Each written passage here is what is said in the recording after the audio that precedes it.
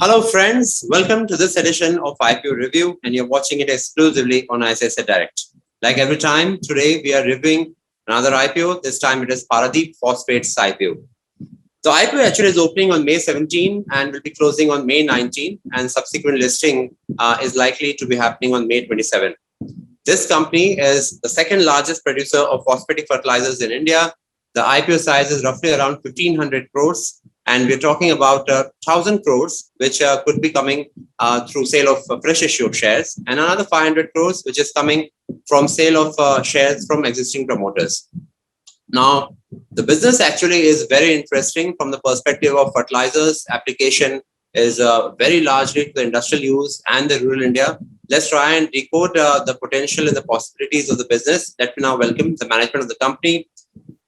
Mr. Narayanan Suresh Krishnan, the Managing Director of Paradeep Phosphates Limited, and Mr. Sabaleel Nandy, Chief Operating Officer, Paradeep Phosphates Limited. Gentlemen, welcome to the show. Mr. Krishnan, let me first come to you. My first question, please help us understand the business model of the company from the perspective of manufacturing, trading. What's the sort of core revenue proposition here? Yeah. Thank you, Piyush. When it comes to the business model, I think it's important for us to realize that we are part of the larger agriculture ecosystem in India. We are providers of phosphatic raw material required for farm as a basic nutrient. And as you all understand, that phosphatic nutrient is something that is very crucial for the farm health and farm productivity. And we as a country today import all the raw materials required for this key manufacturing. We as Paradeep Phosphate are one of the largest in terms of the capacity that we have in the private sector in India. And we have a strategy wherein we not only produce one grade, we also produce number of grades of phosphate which are required. And the thing that as a part of our business strategy that we are doing today is not only expanding our capacity from where we were last year at 1.2 million tons, we're also ensuring that with the capacity increase, we get a large fungibility between various grades of NPs and NPKs that a farm needs. This will ensure that we are able to provide and meet the needs of farmers to a very large cross-section of farmers right across central, western India to eastern India where we are already present. That's the first thing. Second thing important for us is to be successful in our business strategy is to have a good backward integration to ensure that we are able to add value in terms of the manufacturing activity we do. The value addition comes in the form of making phosphoric acid, making sulfuric acid out of the plant, and also ensuring that the byproducts are well handled and utilized in the right way in the right industry. And the third important thing is to continuously improve the infrastructure we have in terms of handling. As you all know that we already have a private berth at Paradeep, which handles all the raw material that we import, and it is very well linked between the site and the port. So this is where we stand today. And I think the way we are progressing in our business strategy is to first look at the need of the farmers in our core marketing areas. And from the need is where we decide in terms of the product needs that the farmer will have. And accordingly, we manufacture the right kind of NPKs for providing to the concerned farmers. The farmer is the focus, the soil health, which is the key for the farmer, becomes our focus consequently. And we are able to work this around very well. And over the last few years, I must say that besides diammonium phosphate, which is our main product today, we've also now doing a number of NPKs from our project, and which are all very well accepted and received by the farming community. Very nice. In fact, I was going through a product portfolio, includes phosphates, NPK, potash, gypsum, soil conditioners. From that perspective, Mr. Krishnan, before I go to Mr. Nandy, what will be the top two revenue sort of products in this entire list? Like, how much would be the split if we try to? If you look at if you look at it as we speak, when we get into the full capacity of 1.8 billion tons, we expect about 1/3 coming in from DAP and a balance 2/3 from various grades of NPKs. Of that, more than close to 50% will come from N20, which is a flagship grade for us. Okay, that's very useful information. Mr. Nandy, when actually you imagine a fertilizer business or a chemical business, which is exposed to both the industrial consumers, but a very sort of large farming consumers, usually the price sensitivity is which every investor will start thinking about how much the business really has stable margins, what sort of price swings actually you see in your business, So please help us understand, Mr. Nandy, how in terms of the price stability and the margin stability you see in the business. There are two parts to the answer. One is what's happening globally, and the other is what is happening in India. So globally, what we are witnessing is a historic high when it comes to crop prices, especially in the developed nations, whether it is in the Americas, both North America, South America, or in European markets. The crop prices have really gone through the roof. And this is resulting in higher farmer and affordability in those countries, which means that the farmers are maximizing their crop acreage. They're also maximizing the fertilizer consumption. And this in turn is resulting in higher fertilizer demand and higher fertilizer prices. So today, if we see what is the DAP price, DAP I'm taking because it's the most widely sold phosphate, DAP prices are at a historic high levels. Of course, it has been aggravated further in the last 2.5 months due to the war, but even otherwise, even before that, these prices were at a historic high. Coming to India, due to certain timely interventions and because, and rightfully so, the view that the impact of the war should not be, should in no way affect our farmers, given that almost 55% of our population is dependent on agriculture. There has been a decision that has been implemented, not passing on these price spikes to the farmers. So, and also because there is a conviction all around, both in the industry as well as within the government, that these price spikes are relatively temporary in nature and that over the period of time it will stabilize. So on a temporary basis, the government has intervened, and it's been public knowledge as well that the subsidy amounts have been increased so that the farmer end prices do not shift. And so at the moment, we have seen that the Indian farmers have not been affected by the price increase. Yes, there have been certain constraints related to availability because in the global markets, not much of imports are available, wherein India imports close to 50-55% of their their DAP consumption. But for the last few months, not much of imports have happened, mainly because of lack of availability. But as far as prices to Indian farmers are concerned, I think the prices have remained fairly stable, and this has happened, or this has been made possible with the intervention by the government. So sir, my if I just try to nail it down further here, my question would be from the perspective that you produce a fertilizer and then you're going to sell to a consumer. Now, there, as we know, subsidies are like a sort of a thing in this industry. So how's the working capital scenario here? You get the end price absolutely at the same time, or there is some component which comes from the government? Like how we should imagine the cash flow and the working capital here? So the way it works is that today the whole process of subsidy disbursement has been automated to the extent that right from the time that a fertilizer bag leaves the plant to the point when the farmer buys it, it can be tracked.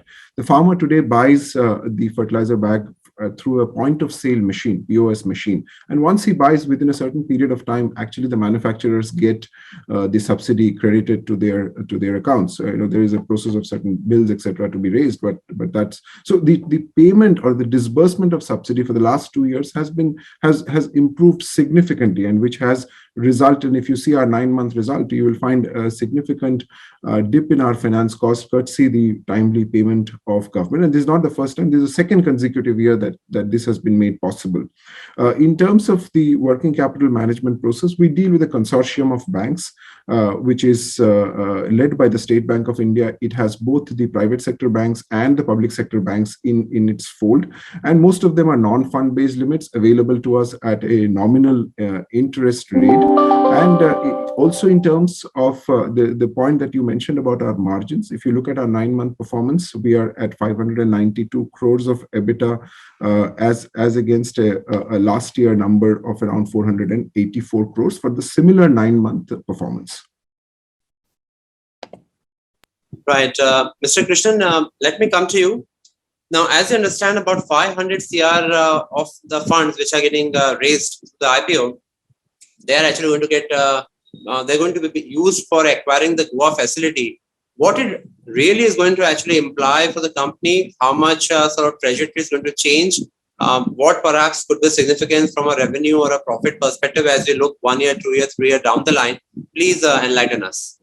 Yeah, as far as the GOA acquisition is concerned, this is an acquisition which is going to significantly give us both capacity in terms of manufacturing capacity and also our ability to work with some of the large and mature markets where NPs and NPKs are prevalent today. Just to give you an idea, GOA is a West-based fertilizer factory where we have 800,000 tons of phosphatic capacity. And all the phosphate grades that GOA makes are specialty in nature. They make specialized N19, for which they are the only manufacturer in the country today. They are also capable of making other grades like N28, N10, and N12. So what it brings to us is a basket of NPKs which are more specialized, more specific to the crop needs, and an ability to offer a wider range of product. That's the first one. Second thing is GOA is a 50-year-old brand. The Jai Kisan brand, which comes along with GOA, is something which is absolutely a leader in some of the markets that it is sold, which include the large markets of Maharashtra. And GOA has a very, very strong presence in Maharashtra market, in the Marathwada region. It's very strong in the parts of Karnataka. So these are markets that comes to us along with this, which is very positive. In terms of the overall size, is 1.2 million tons, literally doubling our capacity as far as the facility is concerned. And in peak capacity, when we start working there, the turnovers of this would be upwards of 5,000 crores that we'll add to the company. And this is a very important line for us because it gives us a product diversification and it also gives us an ability to access some of the most promising markets for NPKs in India, which will also be produced from Paradeep. Right. And Mr. Krishnan, I was tempted to actually think around it's a specialty product, bulk of it's a specialty product. Would it be fair to say that the margins actually are going to trend higher, maybe 12 or 24 months down the line, because specialty should imply higher margins? Absolutely. I think when you look at NPKs manufactured from standalone granulation trains, which imports phosphoric acid and maintain the specialty grades, there obviously gives you a better margin than normal grades. Right. Fair enough. Coming back, Mr. Nandy, we are also seeing a sort of a split here, 500 for the Goa facility, 500 again basically coming as a stake sale from promoters, but we still have another component here, another 1/3 almost. What's the plan for that? How a company really intends to use that? So as you rightly said, in fact, that's one of the messaging that we have also maintained with our potential investors, that 1/3, 1/3, 1/3 split. So 1/3 is going for the Goa plant, 1/3 is going as OFS. Large chunk of that OFS is going to the government of India because they're exiting the company. And the last 1/3 is actually coming to the company for retiring certain debts and for general corporate purposes, which will also be used either for certain fixed projects that we are undertaking or for retiring certain debts. So basically to strengthen our balance sheet. Right. Let's also shed some light on the net debt right now at present. Like, what is the sort of cash on the books and how much is the net debt?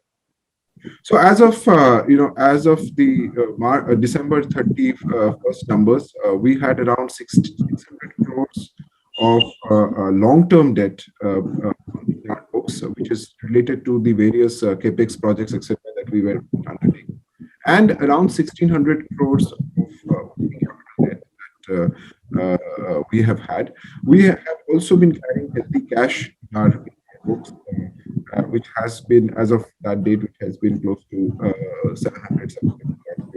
So the net debt is obviously at the point deduct the cash that is available. Absolutely, fairly manageable. So now let me ask you one more question here, Mr.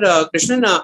Another question will be: any plans in the future if the company is really thinking around any sort of acquisition in the overseas markets, or largely the company is going to be India focused, like any acquisition of mines, if there is a muric potash product you have, so any sort of mine acquisition or any overseas business acquisition, like what's the sort of focus here?